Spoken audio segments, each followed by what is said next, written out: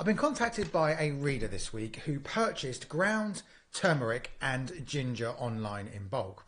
Now, after tasting both, she is now convinced that both of these food products have bulking ingredients included. And of course, she says she knew nothing about that. Both labels did not cite that there were bulking agents included. And of course, if they had, she says she would not have purchased.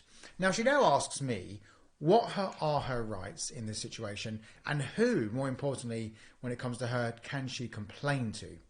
Now, I always say consumers should always get what it says on the tin. Now, of course, often this is an imaginary tin, although with food, sometimes it's not. But of course, what I mean by this is that whatever the trader tells you you are buying, that's what you should receive. Now, this is especially important when it comes to food, because of course we consume food. It can cause you damage to your health. It can cause damage to other businesses who are doing this properly as well. And for this reason, the law takes not only the description of goods seriously, but it takes the description of food even more seriously for the obvious reasons. Now, just to give you a flavour of this, forgive the pun, but just to give you an example of how serious the law takes the labelling of food, it has various different laws and regulations that cover this issue. So these include the Food Safety Order, the Consumer Protection from Unfair Trading Regulations, the Food Information Regulations, and various other laws, including the Consumer Rights Act as well, which of course, as I always say, says that goods, including food, should be as described. Now, where food in particular is mislabeled, and it's done purposely, as it often is actually, because what we call food fraud is actually becoming a really big issue across the whole of Europe and here in the UK. And where this occurs, it is actually fraud, and it is therefore a criminal offence. And those who are prosecuted for it often will go to prison, because there's no defence other than mistake for wrongly or deliberately mislabeling food, which, as I've already said, can be extremely dangerous.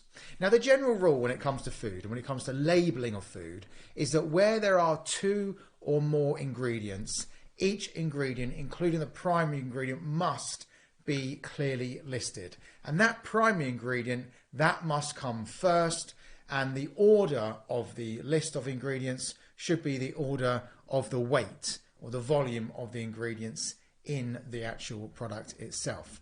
And where that doesn't happen, the general basic rule is that will become a breach. Now, of course, there are various exceptions to this. Water is a good example. We know that lots of foods are bulked with water. There are various times when that does not have to be disclosed. Tuna is a good example, and various other fish products. But that's not what we've got in this particular example for my reader today. Here we're not talking about water, we're talking about another bulking agent, which clearly should have been labelled and disclosed before my reader made her purchase. Now, there's three things that my reader now needs to do. First of all, if she's not happy with the bulking agent, she needs to not use this product any further, or at all if she's not yet used the product. She needs to go back to the trader that she purchased from and cite that under the Consumer Rights Act, and I'm starting with that act because the first port of call here is your rights as a consumer to get your money back. So under the Consumer Rights Act, I have purchased these goods from you. They are not as described because you should have described the bulking agent. Let me pause there for a moment. Often when we're saying something's not as described, contrary to the Consumer Rights Act, it means that a trader has described something wrongly, therefore has told you something's red when actually it's blue, or something like that. But this provision under the Consumer Rights Act also means that there are certain times when if something's not described, something's not included in the description, it also falls foul of the obligation on traders to accurately describe goods. That's what's happened here. This trader has not described, has not listed the bulking agents if they are indeed included, and that is a breach of the Consumer Rights Act. Now, the effect of a breach of the Consumer Rights Act is that the consumer is entitled to a remedy.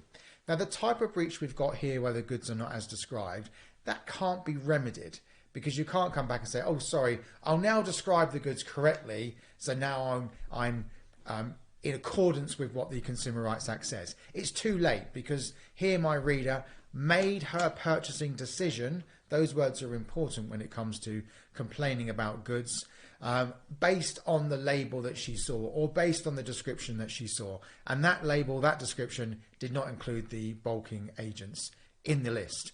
Therefore, under the Consumer Rights Act, she is now entitled to a full refund. She will have to send these goods back, but she does that not out of her own pocket, not at her expense, but at the expense of the trader. So that's point number one. She's entitled to give them back and get all of her money back. Second point is she should, and clearly wants to in this case, complain. Now, the Food Standards Agency is the ultimate place where these complaints end up, but that's not where you complain for a complaint like this. You would go to trading standards.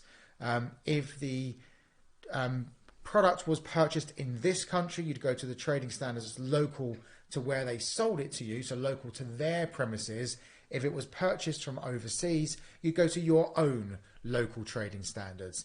That organisation, that agency will then liaise with the Food Standards Agency, but that's your port of call. And I always advocate this. If you have a problem with food goods in particular, please always complain. This is how we stop this sort of thing being in circulation.